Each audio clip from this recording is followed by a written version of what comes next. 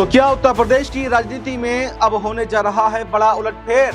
और क्या केशव प्रसाद मौर्य, ओपी राजभर, संजय निषाद, ये सब लोग अब योगी आदित्यनाथ के खिलाफ बगावत छेड़ने वाले हैं? क्योंकि काफी समय से ये चर्चाएं चल रही हैं कि उत्तर प्रदेश के अंदर मुख्यमंत्री बदला जाएगा। हालांकि 2017 से जब से उत्तर प्रदेश के अंदर बीजेपी की सरकार आई है, तब से केशव प्रसाद मौर्य सीएम बनना चाहते हैं, लेकिन उनको भी मौका नहीं दिया गया है। और लगातार कुछ समय पश्चात ये चर्चाएं उत्तर प्रदेश के अंदर होती हैं कि केशव प्रसाद मौर्य योगी आदित्यनाथ का साथ बीच में ही छोड़ सकते हैं।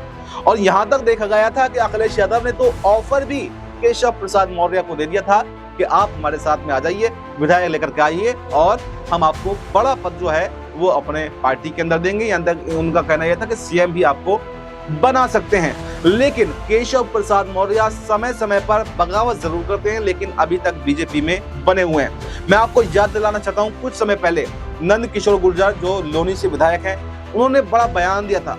उन्होंने सीधे योगी आदित्यनाथ पर यानी अपने विधायक दल के नेता पर हमला बोला था। उन्होंने कहा था कि अब बाबा को केंद्र की राजनीति में चले जाना चाहिए और गद्दी जो है उत्तर प्रदेश की कमान केशव प्रसाद मौर्य को सौंप देनी चाहिए। और इसके अलावा न सिर्फ नंद किशोर गुर्जर बल्कि काफी विधायक यहाँ पर केशव प्रसाद मौर्य के समर्थन में है।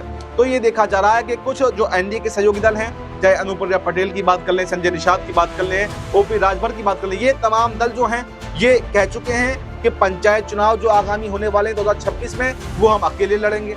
तो इसमें कहीं ना कहीं एनडीए के अंदर भी फूट पड़ रही है, इधर बीजेपी के अंदर भी फूट पड़ रही है। तो सवाल ये है कि क्या योगी आदित्यनाथ की मुश्किलें अब बढ़ने वाली हैं और क्या सीएम कुर्सी छोड़ने का समय उनका अब आ गया है?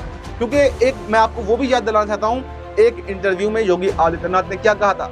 उन्होंने कहा था कि जब पत्रकार ने पूछा कि क्या तीसरी बार भी आप भी मुख्यमंत्री बनेंगे, तो उन्होंने कहा कि मैं कोशिश भी नहीं करूंगा कि तीसरी बार मैं मुख्यमंत्री बनूं, बल्कि पार्टी जिसे चाहे उसे मुख्यमंत्री बना सकती है। मैं तो एक छोटा सा कार्यकर्ता हूं, मैं वास्तव में तो योगी ही हूं। मैं तो सिर्फ यहाँ पर अपने राजनीति से करने के लोगों की सेवा करने के लिए आया था, राजनीति में आया था। यानी कि उन्होंने साफ कर दिया कि दबाव कितना है पॉलिटिकल में, उनका गद्दी पर कुर्सी में कितना ज्यादा मशक्कत उनको बचाने में करनी पड़ रही। उन्होंने साफ कर दिया। देखिए, कोई भी नेता हो, कोई भी राजनेता हो, वो अपनी गद्दी छोड़ना नहीं चाहता है, लेकिन योगी आदित्यनाथ ने ये कहकर ये बता दिया कि मैं वास्तव में फुल टाइम जो है मैं योगी ही हूं, मैं तो सिर्फ लोगों की सेवा करने के लिए आया था। उन्होंने ये बता दिया कि कितना प्रेशर उनके ऊपर है और अगर कुर्सी छोड़नी पड़ी तो वो संकोच नहीं करेंगे। और इसके बाद में भी काफी ज्यादा चर्चाएं हुई थी और अब एक बार फिर से चर्चाएं गर्मा गई हैं, जब से यहाँ पर ओपी राजभर को लेकर बयान आ रहा कि ओपी राजभर बिहार में भी विधानसभा चुनाव लड़ने की तैयारी कर रहे हैं, जबकि एनडीए सीटें देने को तैयार नहीं है। तो अगर ऐसा होता है तो न सिर्फ ओपी राजभर, अनुप्रिया पटेल हो, संजय निषाद हो या एन चौधरी हो, वक्फ के मुद्दे पर भी ये घिरे हुए हैं, क्योंकि मुसलमानों का वोट बैंक भी लेते हैं। तो ऐसे में अगर ये साथ छोड़ते हैं तो उत्तर प्रदेश के अंदर भी बीजेपी के लिए बड़ी मुश्किलें जो हैं वो होने वाली हैं और यहाँ पर योगी आदित्यनाथ की कुर्सी जा सकती है। यानी कि सत्ता परिवर्तन उत्तर प्रदेश में 2027 के चुनाव से पहले ही होता हुआ दिखाई दे सकता है। तो फिलहाल इस रिपोर्ट में इतना ही। इस रिपोर्ट पर आपकी क्या राय है, कमेंट बॉक्स में अपनी राय जरूर दें और हमें दीजिए इजाजत। नमस्कार।